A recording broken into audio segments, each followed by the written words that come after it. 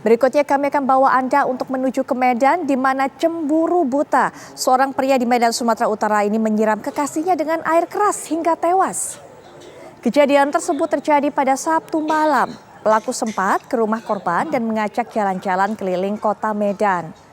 Sebelum mengantar korban pulang, pelaku menyiram kekasihnya dengan air keras yang sudah disiapkan pelaku.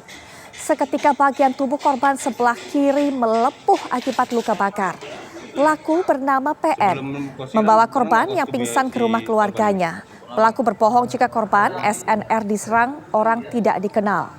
Tidak butuh waktu lama, polisi langsung menangkap pelaku yang tidak jauh dari rumah korban. Korban meninggal dunia setelah dibawa ke rumah sakit. Kepada penyidik, pelaku menjelaskan dirinya terbakar api cemburu usai diputuskan sang kekasih. Ia berdalih hanya ingin mencederai korban, namun justru kebablasan. Kasus ini kini ditangani kepolisian Polsek Deli Tua.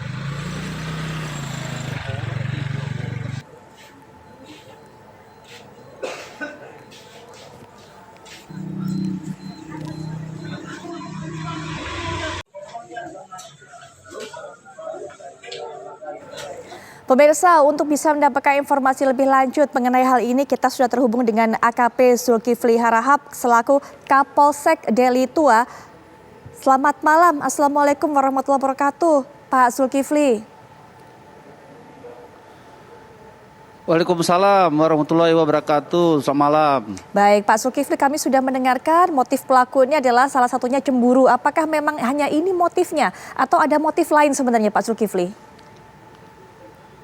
Motifnya memang betul hanya cemburu karena korban S ini juga pacaran dengan temannya yang satu sekolah sehingga tersangka PN merasa cemburu sehingga melukai korban menyiram dengan soda api.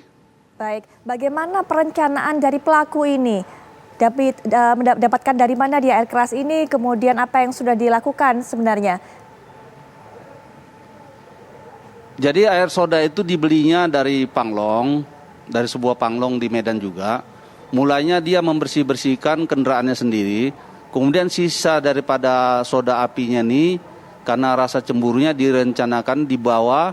Berikut juga malam minggu pada saat dibawa-bawa berjalan itu, dia berkesempatan untuk melakukan penyiraman di TKP. TKP-nya kebetulan di jalan stasiun Kecamatan Deli Tua. Pak Zulkifli, usia dari pelaku dan korban ini berapa tahun, Pak Zulkifli? Mereka ini antara tersangka maupun korban S sebenarnya adalah tetangga. Jadi beda mereka itu yang satu umur 15 tahun di bawah umur, masih kelas 1 salah satu SMK di Medan. Sementara tersangka ini umurnya sudah 26 tahun, demikian. Baik, sudah berapa lama sebenarnya mereka menjalin hubungan, Pak Zulkifli?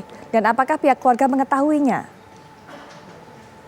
Sebenarnya para sesama keluarga itu mengetahui, karena mereka kan tetangga, tidak jauh rumahnya.